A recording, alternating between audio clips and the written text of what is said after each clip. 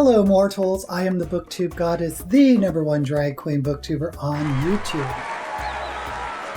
Well, it happened. My first Rupaul episode 1 video has been blocked for copyright infringement. I thought I was safe because I hardly used any sound, but whatever. My second video is probably going to be taken down too, so catch it while you can. Anyway, I've decided to just go in a completely different direction. Rather than doing a full recap, I'm just going to pick the top 10 moments of episode 3. I'll still give clues to a book, which I'll reveal at the end. 10. So coming in at number 10 was the lip sync between Dahlia and Nikki. And what a boring, disappointing lip sync that was. Dahlia showed no emotion. Her face was completely blank as she lip synced. There were no fierce moves, no great moments, no reveals, though they did take off their hats, respectively. The song was Ariana Grande's Problem, which didn't help because I thought it was a little low energy. It wasn't a ballad, so they couldn't do too much with it. Anyway, I would have been not surprised if both Nikki and Dahlia went home, but it was a very disappointing lip sync, and spoiler, Dahlia was the one that went home. This lip sync had no soul. What does it mean to be without a soul? I don't know, but that is your first clue. Without a soul. 9. Number 9 was Britta being a bitch to Aiden Zane. Britta told Aiden that they were carrying her for the challenge when I thought Aiden did a better job than Britta in that challenge. But we'll get there later. It just seemed from the start that Britta had it out for Aiden, and I think she was stuck on this leader business. Everyone knows that team leaders are just the luck of a draw, and sometimes it's just choosing the right people with the right talents, not necessarily being the leader or the taskmaster. Obviously, Aiden picked Britta and she who shall not be named because they were strong performers. So it makes sense that she deferred to them for the improv challenge. And Britta just came across as a big old bully. And it's making me really sympathetic to Aiden, even though I'm not crazy about her fashion. Now, the next 4 slots are for the main challenge, which I think we can all agree sucked. They were really bad. I don't blame the queens, totally, but whoever came up with these improv situations did not do anyone any favors because they were stupid and confusing. 8. Slotting in at number 8 was the worst one of the bunch, in my opinion, which were the Squirrel Scouts with Widow, Nikki, and Crystal. The only reason the Widow stood out is because she had a point of view, a POV, as a drunken Girl Scout. Crystal couldn't think on her feet, and Nikki might as well have been invisible. Now, Nikki got some great feedback by Ross, of all people, who, if you're feeling stuck, just talk in French.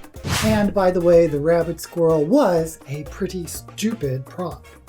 The rabbit squirrel acted like a vicious werewolf, and that is your second clue for the book, Werewolf.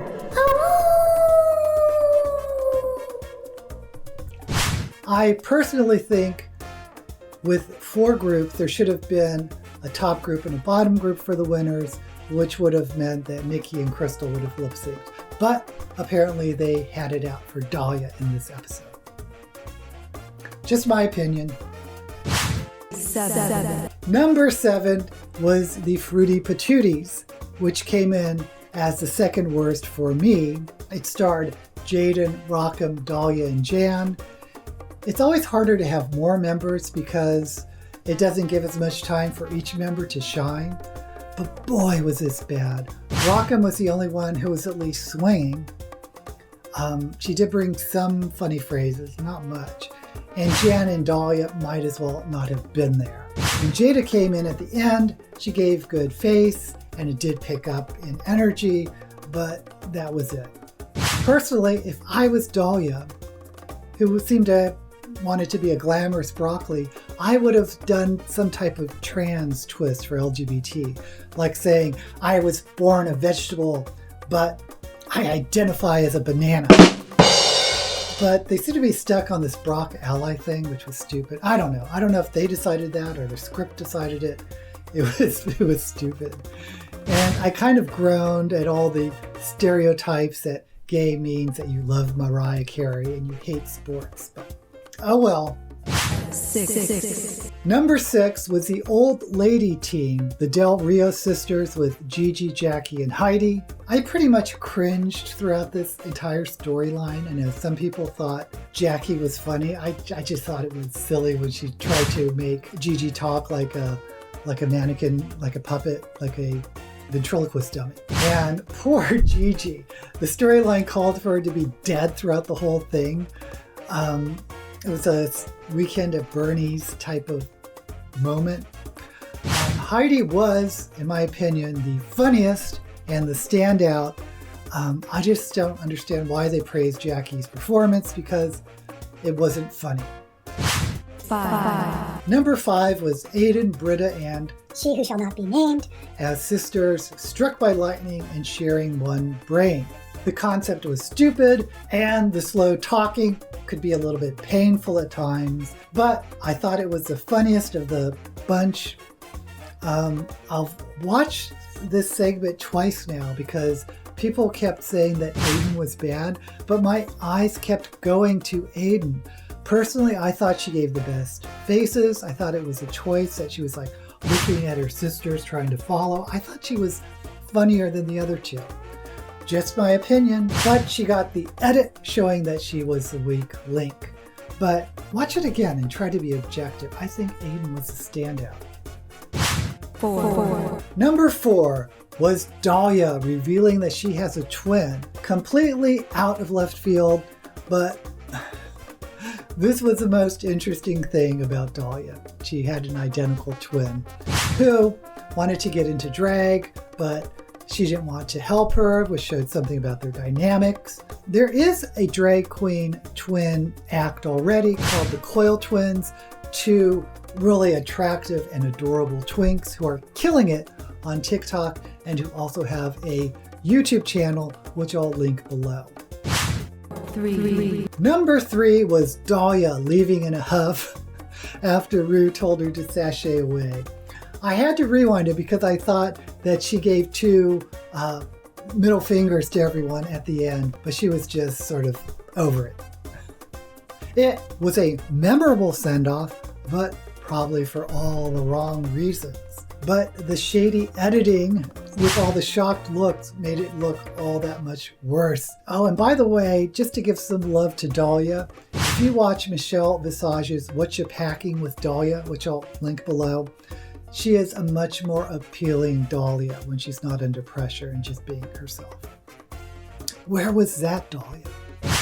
2. Coming in at number 2 was The Runway. The theme was buttons and bows, and Jan's voodoo outfit was crazy good.